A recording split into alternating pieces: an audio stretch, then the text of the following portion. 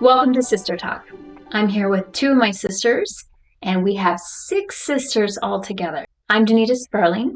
I have a blended family of 7 children, and I'm a life coach that specializes in healing relationships, especially with yourself. My name is Denise Nicholson. I've been married for 33 years. I've raised 4 daughters. They're married. I have 4 son-in-laws and 8 grandchildren. My name is Darcy. I have a degree in child development. I was a preschool and toddler teacher for about 6 years and a military spouse for about 12 to my first husband. I'm remarried and have a blended family with 4 children ages 18 to 12.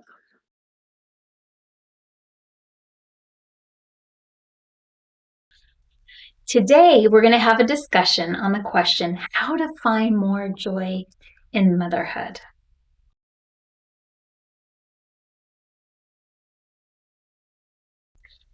I raised 4 girls. Actually, I was 26 and I had 4 under the age of 5.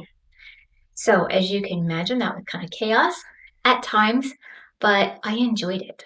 I enjoyed getting to know them. And I think the joy I found was in the moment, seeing them grow, recognizing that they're growing.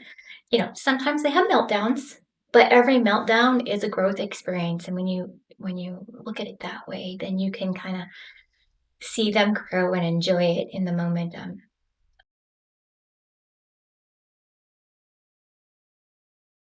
I have 4 daughters now that are all young moms with littles.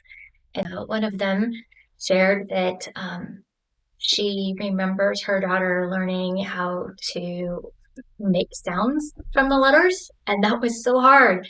And then she saw her daughter progress into making words from the sounds of letters, and now she is 8 years old and she's helping other little kids learn how to read. So that's a progress, and that's joy. And my sister, Delcy, I asked her the question. I love what she said. She said, let them make a mess and let having a clean house go. And that's something I struggled with. I made my house a priority over just letting my kids play and have fun. And if I could change it, I would take her advice. I'd let my house go and I'd just play with them and enjoy them because they do grow up fast. My main thing that I wanted to bring up was focus on the positive.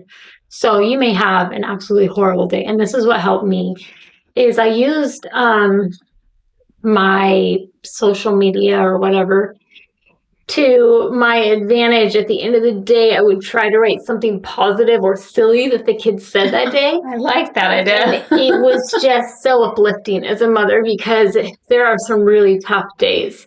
The other thing that I thought of was be present. Be present in your children's lives. So if they're sitting down, and Denise mentioned this the other day, when they're sitting down and coloring, like sit down with them and like enjoy that moment. And if you're busy, like set a 5-minute timer and like just focus on that child for 5 minutes and then go do what you need to do and just mainly just let go. Like Danita said, let go of the house, let go of that it needs to be perfect, because I was listening to something today and it hit me hard. It was like, you only have those small children for 4 years. Yeah. And what you do in those 4 years, you can never get back. Yeah. And I love what you said about scheduling time. Melinda Nichols, I asked her, and she said to schedule downtime with your kids. Like have a specific time that you are going to focus on just your kids and you're going to let everything else go. And that's really good advice, to make time for your kids. One of my daughters mentioned, and I remember needing to do this, that she needed to take time for herself. And she's like, I needed to make sure I had enough sleep. I needed to make sure I ate, and that I like took a shower, So true. Makes a world of difference. Right? And I was reminiscing back, going, yeah, there were times when like I realized that, I need to take care of myself, because you can't be present with your kids if you're not taking care of yourself, because you're not happy with yourself. And so we don't want an angry mom. When I was newly married, we didn't have much money. And so going on dates didn't happen very often. So I would either go out or he would go out. But what we learned later, and I wish we would have known this when we were younger because it would have helped, is we made friends with people that wanted to switch. And so the kids got a play date and we got a date to ourselves, and that helped a lot. I think for me, one of the things I didn't do well was making time for myself. And I actually experienced some devastating postpartum depression because of that. So, one of the things that Russell M. Nelson said in his talk, Daughters to God, is he says, make sure that you are taking time to develop your talents and interests.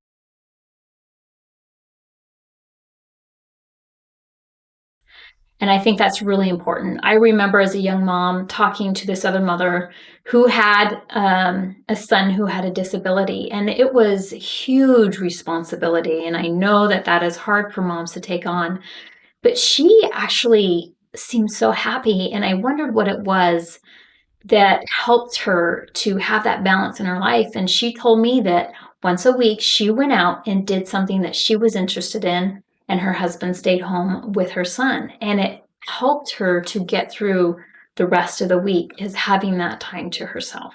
One thing that Shelby talked about is she says, I feel like you need faith, hope, and charity. She said, you need to have faith in yourself. And you need to have faith that if you're taking the time to take care of yourself and you're in the moment with your kids, and have hope that, sometimes they have meltdowns, have hope that, they're going to learn. They're going to figure things out, because they do. We know. Ours are growing up.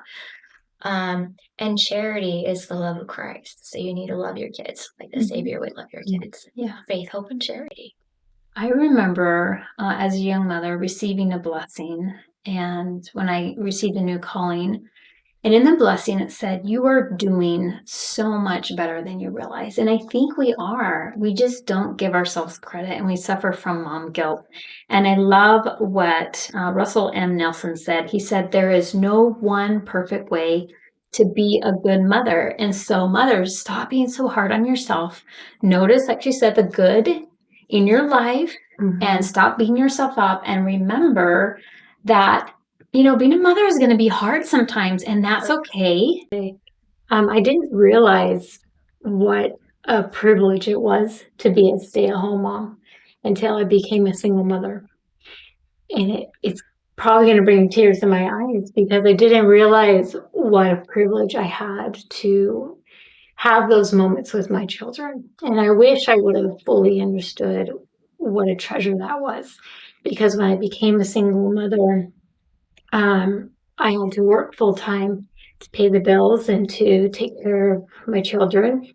And so appreciate the fact that if you are a stay-at-home mom, or when you do have moments with your children, realize that that's a gift. Like you get to sit there and play with your children, and I know it's hard some days, but goodness, some husbands go and they miss out those moments. They miss out the first word they say, the first step they take. Like that really changed me when I became a single mother and I had to take on both the roles. It was hard. Thank you for watching, and we are looking forward to our next discussion, which will be finding joy in your marriage. And don't forget to find joy in your chaos.